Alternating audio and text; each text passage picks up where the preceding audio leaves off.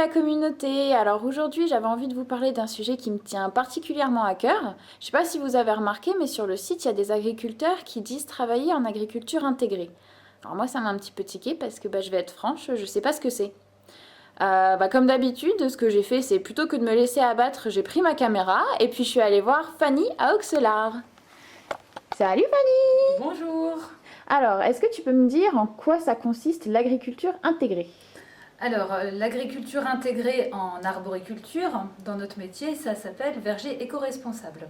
Donc, notre spécificité, je dirais, c'est de toujours essayer de travailler avec la nature et non pas contre la nature.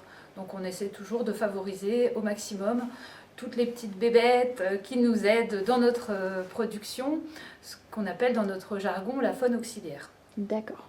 Et du coup, en quoi ça consiste dans la culture de pommes dans un verger? Comment tu le mets en place ça?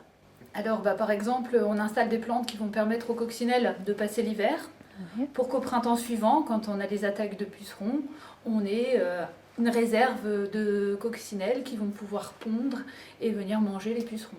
C'est en fait essayer de créer un équilibre.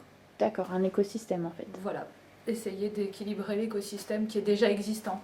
Il y a un certain nombre de chaînes alimentaires. Si on vient détruire une partie de la chaîne alimentaire, on n'a plus le soutien qu'on espérait. Par exemple, le ver de la pomme, qui est bien connu, tout le monde a déjà vu un ver dans une pomme ou au moins dans un livre avec la petite représentation. Donc ça s'appelle un carpocaps. Il n'est pas toujours un ver, il est un papillon aussi quand il est adulte. Et à ce stade-là, on a les mésanges, par exemple, qui nous donnent un sacré coup de main. Si on venait mettre un insecticide quand tuer cet insecte, elles n'ont plus rien à manger, elles s'en vont. On n'aura plus de mésanges. Donc, essayez au maximum de garder cet équilibre en utilisant de la confusion sexuelle, par exemple, au lieu d'un insecticide, par exemple. Ok, et du coup, il y a une certification derrière ça?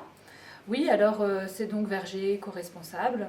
On doit présenter, je dirais, un pédigré, avoir en gros des résultats d'analyse qui sont faits sur la terre, sur les bourgeons, sur les fruits, pour montrer que ce sont des produits sains. Donc pour avoir une traçabilité totale du verger jusque dans le jus de pomme. Ça marche. Et sur le fruit, qu'est-ce que ça donne l'agriculture intégrée? Qu'est-ce que ça a comme conséquence? Alors, ce ne sont pas forcément tous des fruits parfaits d'un point de vue visuel, mais notre objectif, c'est qu'ils soient sains. Que vous puissiez les croquer sans avoir besoin d'enlever 1 centimètre d'épluchure. Ok, ça marche. Et du coup, moi j'ai réponse à ma question. Quand on fait de l'agriculture intégrée, ça fait des beaux fruits, des trucs qu'on va manger sainement. Puis moi, clairement, ça me donne envie d'en manger. Salut la communauté!